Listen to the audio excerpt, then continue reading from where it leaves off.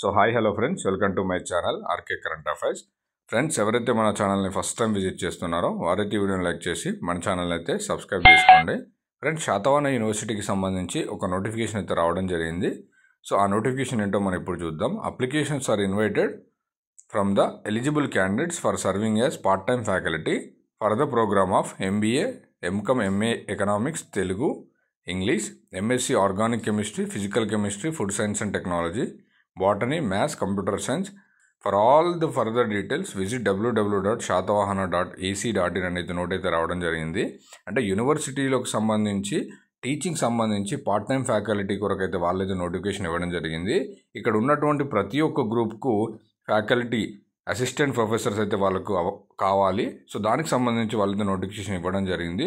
So మనం ఇక్కడ చూసినట్టయితే MBAలో 2, MCom 2, MA economics 2, MSc organic chemistry 2, so MSc physical chemistry 2, so MA Telugu 4, so MA English వచ్చేసి 4, MSc food science and technology 4, MSc botany చూస్తే 3.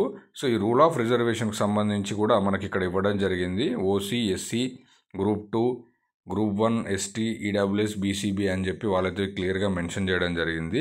So location చూసినట్టయితే ఈ రెండింటికి మన శాతవాహన యూనివర్సిటీ క్యాంపస్లో అయితే రిపోర్ట్ చేయాల్సి ఉంటుంది. సో నెక్స్ట్ చూసినట్టయితే computer science, MSc mathematics, MBA, MComకి అయితే మనం UPGC SU గోదావరి కన్లో అయితే రిపోర్ట్ చేయడం జరుగుతుంది. సో దీనికి సంబంధించి ఎలిజిబుల్ క్రైటీరియా మనం చూసినట్టయితే masters degree with 55% marks in relevant subject, 50% for SC and ST అని ఇవ్వడం జరిగింది. అలాగే మనం చూసినట్టయితే the candidates must have cleared the NET, SET లేదా SLET or who have awarded a PhD degree in accordance with the UGC recognizations 2009 or 2016 are exempted from the net, set, slet. అయితే net మరియు set లేదా slate ఎవరైతే net, national eligibility test లేదా set, state eligibility test clear చేసిన వారు ఉంటారో వారైతే eligible అని చెప్పడం జరిగింది. సో దాంతోపాటు PhD డిగ్రీ ఎవరైతే అవార్డు అవుతారో వారికి మంచి అవకాశాలు ఉన్నాయని వీరైతే క్లియర్గా చెప్పడం జరిగింది.